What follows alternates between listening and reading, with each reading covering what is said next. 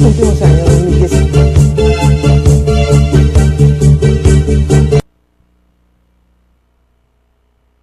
Finalizando el 2017. En efecto, Fidel, y parece contradictorio, pero las contradicciones también son valederas y hay que analizarlas. Que un país petrolero como es nuestro país, Venezuela, que tiene las reservas mayores de petróleo, sobre todo en crudos pesados y extrapesados, 270.000 millones de barriles comprobados que están ubicados en la faja del Orinoco, la gente tenga que hacer largas, tristes y muy dramáticas colas en las estaciones de servicio. Ya eso no es solamente frecuente aquí en nuestro estado Táchira, en nuestra ciudad de San Cristóbal, sino también en el resto del país. En Caracas tengo información que solamente están vendiendo gasolina de 91 octanos. Información reciente, fresquita.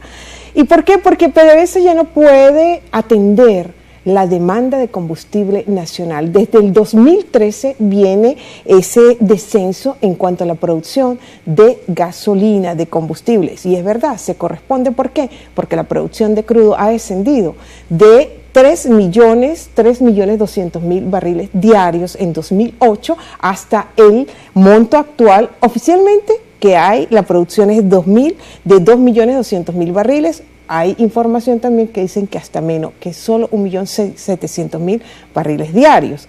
Por lo tanto, fuentes muy cercanas a PDVSA, Fidel, como es el caso de José Boada y también de Iván Freites, que están asociados y representan al Sindicato de Trabajadores Únicos, Federación de Trabajadores Únicos de Petróleo aquí en Venezuela, han manifestado que esto se debe, Fidel, a la mala gerencia que tiene PDVSA y a la mala administración, aunado, por supuesto, a la corrupción. Sí, entre otras cosas también, porque no es un secreto para nadie que a PDVSA también la han dedicado en los últimos lustros a desarrollar una serie de actividades que no le son propias a una empresa petrolera como tal. Y de manera que está distrayendo recursos, está distrayendo capacidades, está distrayendo también su función y su funcionalidad. Y el resultado, pues, de todas estas cosas es lo que estamos viendo y viviendo.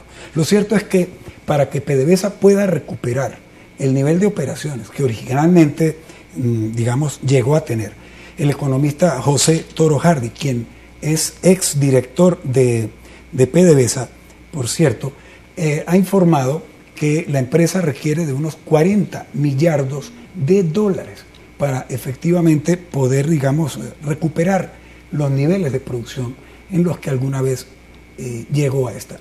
Lo cierto es que PDVSA está en una situación muy difícil, con una caída de la producción, de la extracción de crudo, en buena medida también determinado porque muchos de los pozos se han venido paralizando, porque los taladros de perforación y la operatividad de los taladros de perforación ha sido, mal manejada, de manera que muchos de estos pozos y muchos de estos taladros se han venido paralizando, de manera que la extracción de crudo se reduce, de manera que lo que llega como insumo a la industria para que ésta sea tratada allí en las refinerías y obtenido de allí los productos finales, entre los que se encuentran los combustibles, pues hay problema. Pero también está el problema de las refinerías. Claro, por supuesto. Y es que es el tema que estamos abordando, y es que la capacidad de refinación en Venezuela, de las 5 refinerías, por ejemplo, que trabajan gasolina, que refinan gasolinas, de estas 5 refinerías, solo 2 están operando y están operando una capacidad muy baja,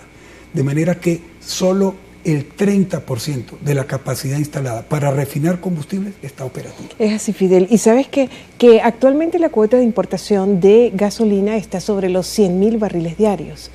Muy, muy superior a los 10.000 que se importaban en 1970, que fue la época cuando se inició el proceso de modernización de las refinerías. Correcto. Y tal como tú lo dijiste, Puerto Cabello, Amuay, El Palito y también Cardón están trabajando solo al 30% de sus capacidades instaladas. Pero ¿por qué todo esto? Y aquí vale dejar una reflexión. Sí, esa es la pregunta. Fidel, dado la situación, el dramatismo y la caoticidad que presenta la economía venezolana.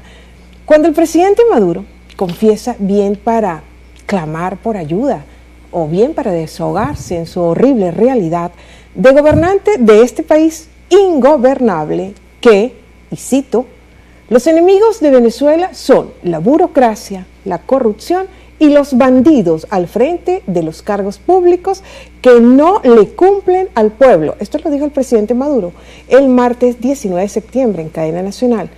Y los que oímos eso, aparte de sorprendernos u horrorizarnos, o las dos cosas a la vez, estamos obligados, dentro de cierto rigor lógico, que por primera vez el presidente da la ocasión de decirle que esas cosas que ha nombrado no son los enemigos nacionales, que el enemigo de su gobierno, como lo fue por supuesto también de gobiernos anteriores, es el modelo administrativo que permite que tales flagelos sociales se enquisten cual parásitos para extraer a sus anchas lo que puedan de los recursos del erario público. Gracias a ese modelo. Entonces vale preguntarse, amigos televidentes, ¿tendrá este gobierno acaso la inteligencia política para erradicar a ese modelo? Quizás sí, solo que hasta ahora ni siquiera se atreven a cuestionarlo. Les dejo esta reflexión aquí para que le echen cabeza muy detenidamente, Fidel. Sí, bueno, ese es el drama. Ese es el drama y el resultado ahí está, lo estamos viviendo. Exactamente. O sea, todo está a la vista. Un país petrolero que no tiene combustibles es señal de qué? De fracaso. En el modelo administrativo, por supuesto. Bien, debemos cumplir con una pauta comercial y enseguida regresaremos con más de Un Mundo de Economía por aquí, por su televisora del Táchira. No se aparten, por favor.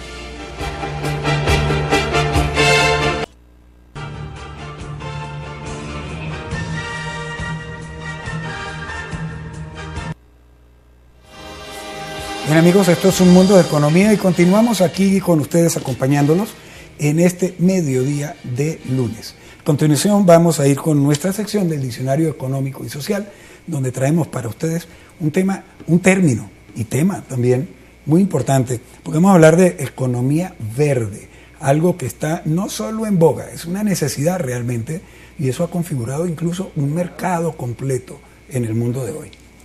Exactamente, entonces vamos a nuestra próxima sección.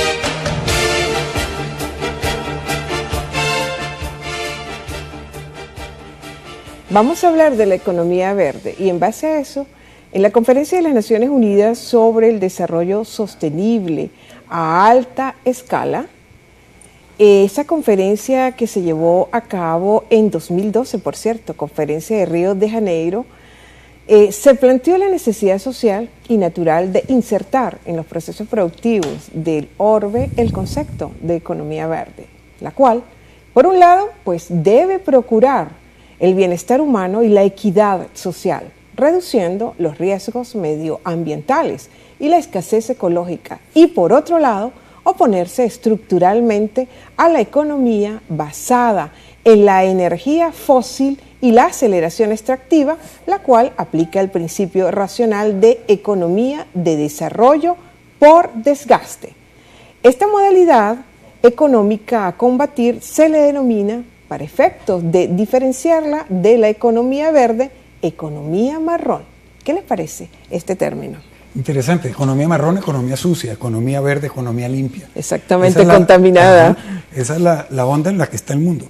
Y vale, es una respuesta a una necesidad muy sentida que hay, determinada, por supuesto, por la crisis ambiental que se ha venido, digamos, afinando, endureciendo con el paso del tiempo. Y de manera que la situación le está exigiendo a la humanidad, le está exigiendo a los gobiernos, a los países, le está exigiendo a las sociedades y por supuesto a la economía, a responder al respecto. Entonces de allí y de esta presión pues surge el concepto de economía verde, que viene también configurando entonces el mercado verde, el mercado ecológico, y de allí surgió en el mundo de la industria el concepto de producción limpia. Y de allí también entonces está detrás un gran grupo, Darcy, de consumidores, de gente que se definen hoy como mercado verde, consumidores ecológicos que están conscientes del daño que se está produciendo al medio ambiente y que buscan en consecuencia comprar y consumir productos que en su proceso de elaboración sean ecológicos, que devengan en consecuencia de la producción limpia o que en defecto los efluentes, los desechos de estos productos sean menos contaminantes que los que se generan en otra condición. Y todo esto pues deriva de estos convenios y de esta, definición de economía verde. Apunta a tener en el futuro un mundo sustentable, más limpio y que en consecuencia nos dure más tiempo. Exactamente, en efecto es así. Lamentablemente, pues ya dado los daños que presenta el planeta en su capa de ozono, en todo lo que hay al respecto, en los cambios climáticos tan drásticos, los fenómenos naturales que se han suscitado en los últimos años, en fin, ya pues se llama conciencia y yo creo que es la única opción a tomar, ¿no? Preocuparnos un poquito más por el planeta cuando tanto daño se le ha hecho o todos le hemos hecho de una forma directa o indirecta. Es correcto, Darcy, porque en realidad no es solo responsabilidad de la industria o de los gobiernos o de los organismos multilaterales encargados del tema. Es responsabilidad de todos y cada uno de nosotros. Y todos tenemos que aportar en algún grado nuestro granito de arena para mejorar el mundo en el que vivimos. Bueno, amigos, tenemos que hacer otro corte comercial y nos vamos a regresar con el siguiente segmento, el Táchira y su economía, donde estaremos hablando de algo de actualidad muy importante para nosotros. Ya venimos.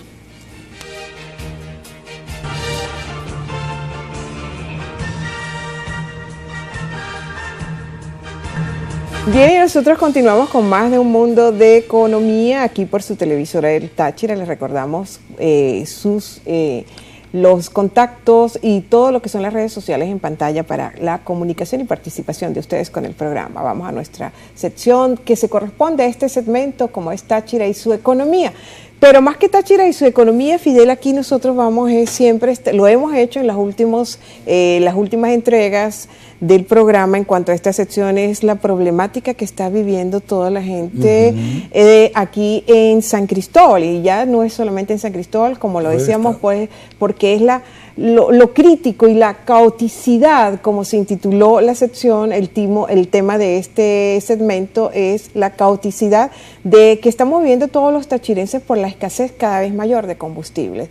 En efecto, las colas se incrementan más en las 2 últimas semanas, la situación Terrible. Se agudiza, igualmente el fin de semana no han parado de dejar, las autoridades pues no han dado las explicaciones pertinentes, sobre todo dentro del gobierno regional, han dicho y han utilizado excusas que son un tanto tontas, vamos a decirlo así, que se debe a las sanciones, que se debe a los huracanes producidos, sobre todo a los últimos 2, al Harvey en los Estados Unidos, en las costas de los Estados Unidos, en fin, pero porque lo que hay que considerar es la angustia, la dureza, someterse a colas de 4, 5, 6 horas, por no decir un poquito más, en condiciones climáticas que si tú las haces en la tarde el sol es inclemente, la inseguridad también que se presenta, porque ya hay denuncias de que en las colas se ha robado, en fin, todo esto es parte de la escasez de combustibles que no es justamente por el huracán Harvey. Ciertamente, y la situación es tan dramática pues que se le exige a las autoridades que tomen cartas en el asunto, ¿no? Entonces, no han pasado hasta el momento de dar explicaciones bastante infantiles, si se quiere, para tratar de, fundamentar lo que está ocurriendo. Sin embargo, en el contexto de lo que está ocurriendo, ya tanto PDVSA como la Empresa Nacional de Transporte y la Gobernación del Estado Táchira manifestaron que van a implementar o que se está en el proceso de implementar un plan especial que está llevando adelante el gobierno para solventar la situación, y que este plan debió comenzar el sábado recién pasado y estará culminado para el próximo martes, o sea, para mañana, claro. Según el cual estará solventado el problema de la disponibilidad de combustible en las estaciones de servicio, lo cual eliminaría, al menos por el momento, las colas. Lo cierto es que el gobernador anunció que estarían llegando a esta entidad tachirense 7.334.000 litros de combustible en estos días de los que estamos hablando, y que para ello pues se está destinando para movilizar todo este combustible la cantidad de gandolas requeridas para ello, de manera que desaparecerían las colas. Eso es lo que se está argumentando. Pero ¿qué hay de fondo? Eso lo dijimos. Porque es el tema. Exactamente, Fidel, en el primer segmento. Es la reducción en cuanto a la producción de combustible aquí en Venezuela. Las refinadoras que están operativas están trabajando nada más con 30% de su capacidad máxima instalada. Así es. Esa es la realidad, Fidel. Esa es la realidad, por eso. Y entonces, de eso tenemos que hablar. Entonces, ¿cuál es la realidad? La realidad que estamos viviendo es que en Venezuela, Venezuela, es el único país petrolero del mundo con problemas de abastecimiento interno de combustibles, pese a ser una potencia petrolera con una de las más grandes reservas de hidrocarburos en todo el mundo. Solo la faja petrolífera del Orinoco tiene reservas explotables de petróleo pesado y extra pesado que ascienden a más de 270.000 millones de barriles. Sin embargo, la gasolina escasea. Y no solo la gasolina, los lubricantes, el gasoil, el gas, otros productos. ¿Por qué ocurre esto? Porque Petróleos de Venezuela, como les comentábamos, está imposibilitada de satisfacer la demanda del mercado interno de derivados de hidrocarburos, dado las graves fallas que está viviendo internamente. Fuentes cercanas a PDVSA afirman que el problema principal, como les comentábamos, de la industria son la corrupción y las malas decisiones gerenciales. Esto ha llevado a que muchos pozos estén cerrados porque no hay repuestos ni equipos de reposición para los que cumplieron su vida útil, de manera que quedan paralizados. El resultado es la caída de la producción de más de 3 millones de barriles diarios en el 98 a 2 millones de barriles diarios en la actualidad.